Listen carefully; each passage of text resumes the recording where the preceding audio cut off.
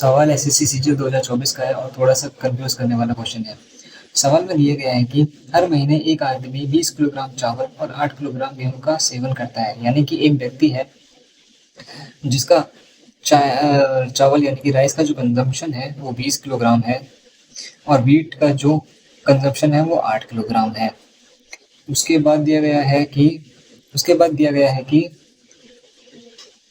चावल की कीमत गेहूं की कीमत की 20% है, यानी कि जो रेट है ना, जो प्राइस है वो चावल की कीमत गेहूं की कीमत की 20% है। यानी हम मान लेते हैं कि गेहूं की कीमत x है, तो चावल की कितनी हो जाएगी, x का 20%, या फिर हम कह सकते हैं x का 1/5, क्योंकि 20% बराबर होता है 1/5 के। ठीक है, उसके बाद दिया गया है जिसके परिणाम स्वरूप चावल और गेहूं के लिए कुल खर्च 300 प्रति माह आता है, यानी कि दोनों का एक्सपेंस मिला के 300 का है।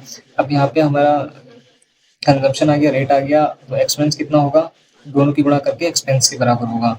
क्योंकि फॉर्मूला क्या है, फॉर्मूला है कंजम्पशन इनटू रेट बराबर एक्सपेंस, या फिर आप इसे प्राइस भी कह सकते हैं। ठीक है, तो अब हम इसकी गुणा करेंगे तो 5 से कटेगा 4 बार में 20, तो आ जाएगा, यहाँ से आएगा 4x और यहाँ से आएगा 8x। अब इन दोनों को मिला के हमें किसके बराबर दिया गया है, 300 के बराबर दिया गया है। तो हम यहाँ से x का मान निकाल लेंगे, 4x प्लस 8x हो जाएगा 12x बराबर हो जाएगा 300। तो x का जो मान आ जाएगा हो जाएगा 300/12, यानी कि 12 दूनी 24 बचेगा 6, 12 पंजे 60, x बराबर आ जाएगा 25। उसके बाद दिया गया है यदि गेहूं की कीमत 20% बढ़ जाती है, यानी कि गेहूं की कीमत हमारी कितनी थी, गेहूं की कीमत x थी, तो वो बढ़ जा रही है कितनी, 20%, यानी कि x बराबर क्या था, 25 था, तो ये बढ़ जा रहा है 20%, यानी कि 120% हो जा रहा है।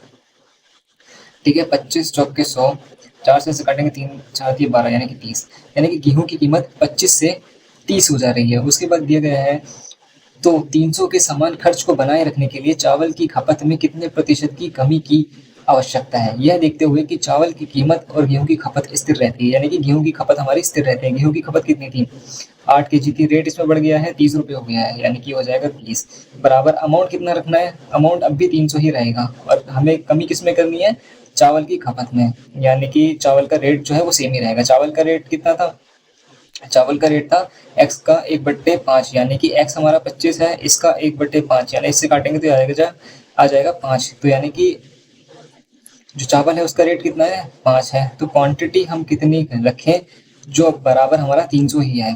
ठीक है, ऐसे कर लेते सॉल्व, 8 या 24 यानी कि 240 प्लस 5q बराबर आ जाएगा 300। तो यहाँ से q का जो मान आएगा ना वो आएगा 240, इधर जाके माइनस हो जाएगा तो बचेगा 60, तो q बराबर आएगा 60/5, यानी कि 12।